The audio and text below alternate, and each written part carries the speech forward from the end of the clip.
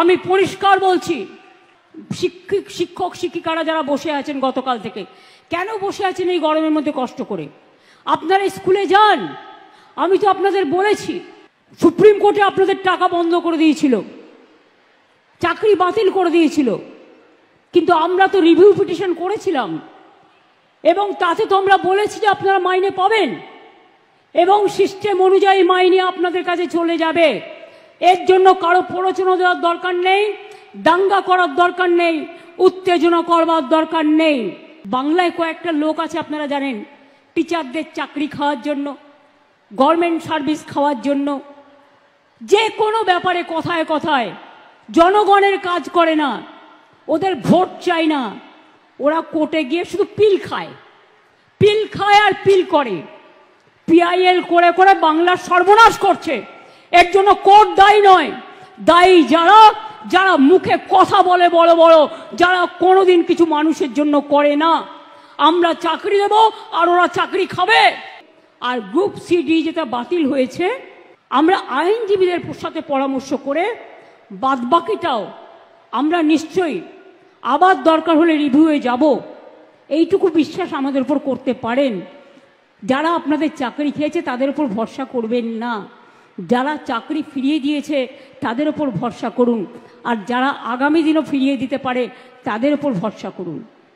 আইন আমাদের মানতে হয়, আইন মেনে চলতে হয়, আবার আইনে মনে রাখবেন আইনও যেমন আছে, আইন আবার পথও খুলে দেয়। সুতরাং আপনাদের চিন্তা করার কোনো কারণ নেই। আমি তো নিশ্চয়ই চাইব না আমার রাজ্যে বেকার বাড়ুক। আপনারা জানেন 100 দিনের কাজ করিয়ে সেন্ট্রাল গভর্নমেন্ট টাকা দেয়নি, তাদের টাকা কিন্তু আমরা দিয়ে দিয়েছি। 2700 কোটি টাকা আমাদের লোকেরা গিয়েছিল আন্দোলন করতে,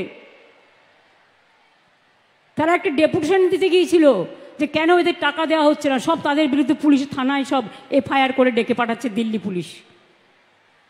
শুধু তাই নয়, আমি কালকে ডেরেকের কাছে শুনলাম ইসি অফিসে ওরা গেছিল একটা প্রতিবাদ নিয়ে, তার বিরুদ্ধেও দিল্লি হাইকোর্টে একটা কেস করা হয়েছে। বাংলায় কয়েকটা লোক আছে আপনারা জানেন, টিচারদের চাকরি খাওয়ার জন্য, গভর্নমেন্ট সার্ভিস খাওয়ার জন্য, যে কোনো ব্যাপারে কথায় কথায় জনগণের কাজ করে না, ওদের ভোট চাই না, ওরা কোর্টে গিয়ে শুধু পিল খায়। কিছু লোককে স্থানীয় সাথে নিয়ে কিভাবে করেছে সে চক্রান্ত ফাঁস আমরা করে দেব।